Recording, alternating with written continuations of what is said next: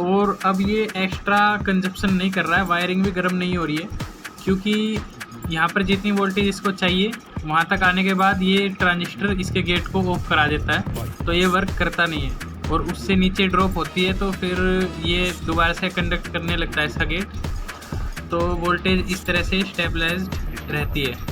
Hello दोस्तों, मैं हूं यश और आप देख रहे हैं टैलेंट हंटर। आज की इस वीडियो में मैं आपको बताने वाला हूं, ये जो सिंगल ट्रांजिस्टर वाली सप्लाई हम बनाते हैं, step up transformer, flyback transformer लेकर, उसमें देखिए सिंगल ये 1 के रेजिस्टेंस लगा रहता है और सिंगल ट्रांजिस्टर लगा रहता है। तो आउटपुट में हम 220 वोल्ट भी लेते हैं, 100 वोल्ट भी लेते हैं, जितने हम चाहते हैं उतना ले सकते हैं इसमें से। लेकिन यहाँ पर अनकंट्रोल्ड वोल्टेज मिलती है। अगर यहाँ पर 12 वोल्ट देते हैं तो जब ये सर्किट वर्क करता है ना, तो यहाँ पर 100 वोल्ट से मतलब बढ़ती रहती है, 200 वोल्ट, 400 वोल्ट, 500 वोल्ट। यहाँ पर अगर आप 100 वोल्ट कैपेसिटर भी लगाएंगे उस पर 200 वोल्ट आ जाएगी वोल्टेज रहती है। तो उसको कंट्रोल करेंगे आज फीडबैक सेक्शन लगाकर इसमें। तो वीडियो में बने रहें, और जिस भाई ने चैनल को सब्सक्राइब नहीं किया वो सब्सक्राइब कर ले और बेल आइकन प्रेस कर देना, जिससे आने वाली वीडियो आप तक जल्द से जल्द पहुंच सके। वीडियो को लाइक करना ना भूलें फ्रेंड्स, और जो कोई क्वेश्चन हो तो कमेंट कर लेना। चलते हैं वीडियो की तरफ। दोस्तों, यहाँ पर मैं 450 वोल्ट का कैपेसिटर ले रहा हूँ 220 यूएफ में, ताकि जितनी भी वोल्टेज बढ़े ये कंट्रोल कर सके। और 100 के की 2 रेजिस्टेंसें लगाई हुई है यहाँ पर पैरेलल करके, ताकि ये डिस्चार्ज भी हो सके जल्दी से और हमको कोई शॉक वगैरह ना लगे टच करने पर। उसके बाद एक ट्रांसफार्मर लेना है, फ्लाईबैक ट्रांसफार्मर। ये 12 वोल्ट का है फ्रेंड्स, 12 वोल्ट एसएमपीएस में से निकाला हुआ है, जो 2 एम्पियर वाली होती है। ये 12 वोल्ट की सेकेंडरी वाइंडिंग है और ये प्राइमरी वाइंडिंग है इसकी, और ये ऑक्सिलरी वाइंडिंग है जिससे वोल्टेज का फीडबैक करता है। ट्रांसफार्मर को ड्राइव कराने के लिए यहाँ पर मैं लूँगा N चैनल का मोस्फेट। यहाँ पर आप NPN चैनल का एक ट्रांजिस्टर भी ले सकते हैं 5200, या फिर 3055 भी ले सकते हैं, या फिर TIP 42C। तो यहाँ पर मैं मोस्फेट का यूज़ करूँगा। ड्रेन पिन पर मैं यहाँ पर, जैसे ट्रांजिस्टर होता तो यहाँ पर कलेक्टर होता और मोस्फेट है तो यहाँ पर ड्रेन है, तो ड्रेन पिन पर एक पिन कनेक्ट कर रहा हूँ, और ये वाली पिन इस वाली पिन से शॉर्ट करना है हमको ऑक्सिलरी वाइंडिंग से। इसके गेट से 1K की रेजिस्टेंस यहाँ पर कनेक्ट हो जाएगी। दोस्तों, यहाँ पर एक डायोड यूज़ होगा IN 5408, जो कि हमारे कैपेसिटर की प्लस वाली लेग पर ऐसे लग जाएगा। ये वाली पिन यहाँ पर कनेक्ट हो जाएगी इसकी।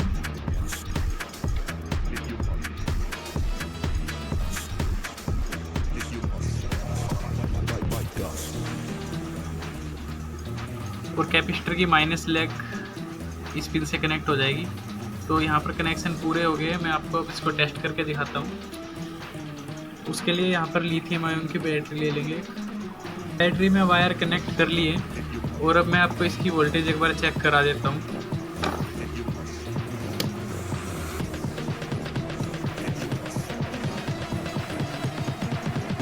देखिए 4 वोल्ट ये पूरी चार्ज बैटरी है। दोस्तों, बैटरी का माइनस टर्मिनल इसके सोर्स से जोड़ देना है, तो कनेक्शन हो गए कंप्लीट। मीटर को 1000 वोल्ट पर DC पे सेट करके मैं अभी आपको दिखाता हूँ।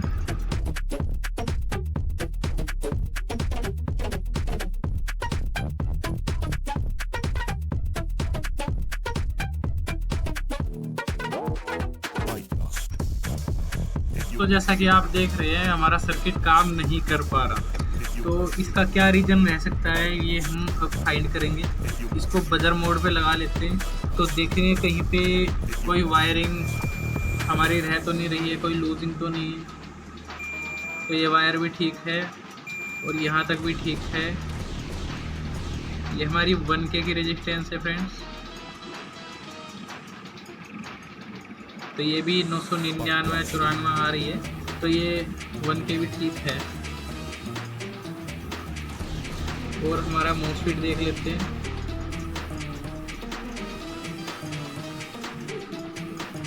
ये देखिए फ्रेंड्स, ये हमारा मोस्फेट भी ठीक है। ये देखिए,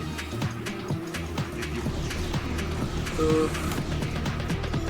हमें आउटपुट सेक्शन में देखना है।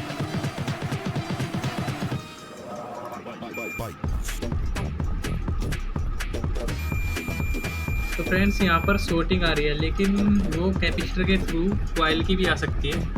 तो हमको एक यहाँ से वायर हटा दिए, अब हमको कंफर्म हो जाएगा डायोड के बारे में। तो देखिए दोस्तों, यहाँ पर ये डायोड बिल्कुल शॉर्ट है दोनों तरफ से। कभी कभी नया डायोड भी ख़राब निकल सकता है फ्रेंड्स। तो कभी भी आप सर्किट पर ज़्यादा, अगर आपका कभी काम ना करे तो सारी चीज़ें चेक कर लेनी है 1 बाय 1, तभी आपको कुछ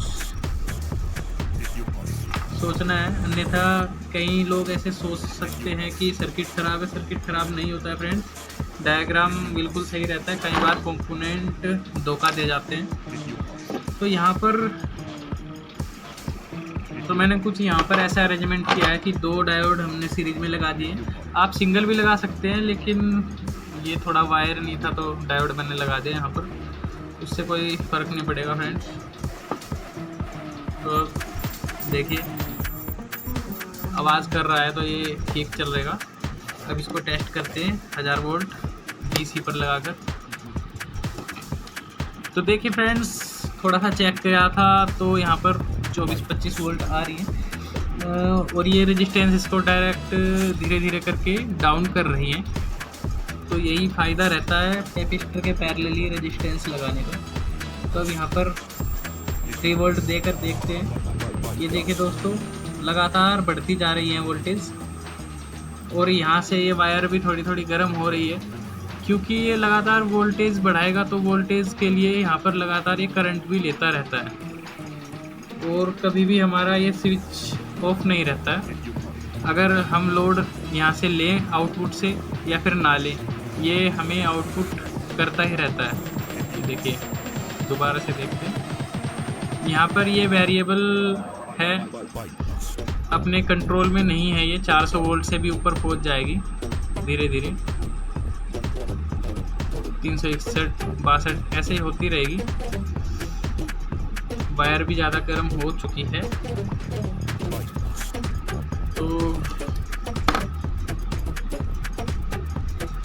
तो अब इसमें हम फीडबैक सेक्शन करके देखते हैं। BC547 BC548 NPN चैनल का ट्रांजिस्टर है। इसकी बीच वाली पिन बेस होती है, फर्स्ट वाली होती है कलेक्टर, ये वाली इमीटर होती है। तो बेस को ऊपर उठाएंगे और एज इट इज़ हम इसको यहाँ पर लगा देंगे ऐसे। उस मोस्फेट की फर्स्ट वाली पे इसकी फर्स्ट वाली और थर्ड वाली पे इसकी थर्ड वाली, ओके, कुछ इस प्रकार से। फिर एक पोटेंशियल मीटर लेना है 100K का, 100K है इसकी वैल्यू।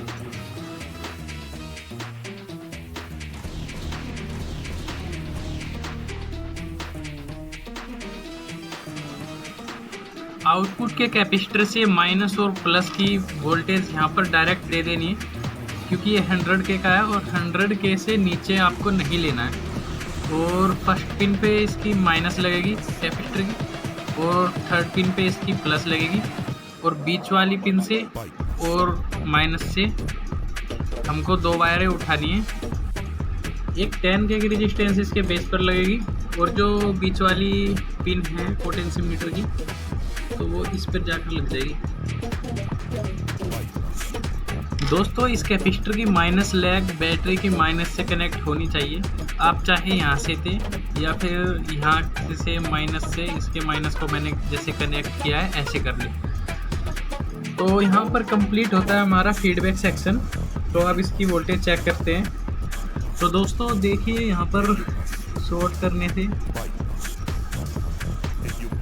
ये कंटिन्यूस अपनी 7 वोल्टेज रख रहा है, 6 से 7 वोल्ट, और यहाँ पर ये लास्ट इसकी वोल्टेज है। इससे आगे हम बढ़ाकर देखते हैं। और हाँ फ्रेंड्स, यहाँ पर 100K का एक रेजिस्टेंस लगा सकते हैं आप, 100K से 400K का। यहाँ पे देखिए 10 वोल्ट्स, 12 वोल्ट्स, इससे आगे नहीं बढ़ेगा ये। और जहाँ पर हम सेट कर देंगे देखिए 14 वोल्ट्स, इससे आगे नहीं बढ़ेगा।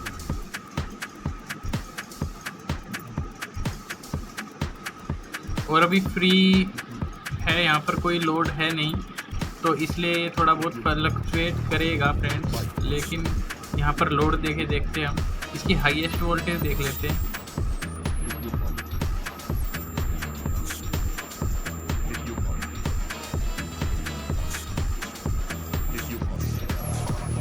यहाँ पर ये 350 वोल्टेज,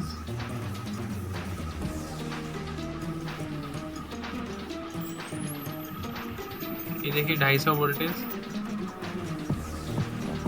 और कम करेंगे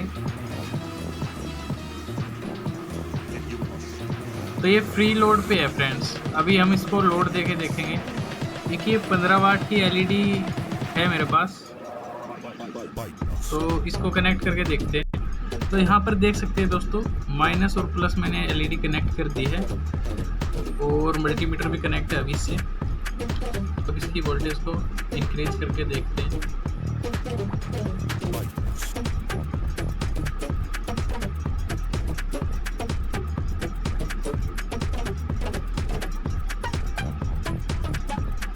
ये 23 वोल्ट, 40, ये यहाँ पर ऑन हो गई है फ्रेंड्स। ये 80 वोल्ट पे ऑन होती है फ्रेंड्स। देखिए अगर उससे नीचे रहेगा तो ये ऑन नहीं रहेगी। और इससे ऊपर ले जाकर देखते हैं, 85 वोल्ट फुल ऑपरेट हो जाती है। 3 वोल्ट की बैटरी है, उससे ये ऑपरेट हो रही है फ्रेंड्स। ये देखिए 78 वोल्ट पर ये ऑपरेट हो जाती है, और फुल ग्लो हो जाती है 85 वोल्ट पर। और अब ये एक्स्ट्रा कंजप्शन नहीं कर रहा है, वायरिंग भी गर्म नहीं हो रही है, क्योंकि यहाँ पर जितनी वोल्टेज इसको चाहिए वहाँ तक आने के बाद ये ट्रांजिस्टर इसके गेट को ऑफ करा देता है, तो ये वर्क करता नहीं है। और उससे नीचे ड्रॉप होती है, तो फिर ये दोबारा से कंडक्ट करने लगता है इसका गेट, तो वोल्टेज इस तरह से स्टेबलाइज्ड रहती है। तो कैसी लगी वीडियो फ्रेंड्स? वीडियो अच्छी लगी हो तो लाइक करना। अगर आपको सर्किट डायग्राम चाहिए तो फ्रेंड्स कमेंट करें, नेक्स्ट वीडियो में इसमें बना के दिखा दूंगा इसका सर्किट डायग्राम।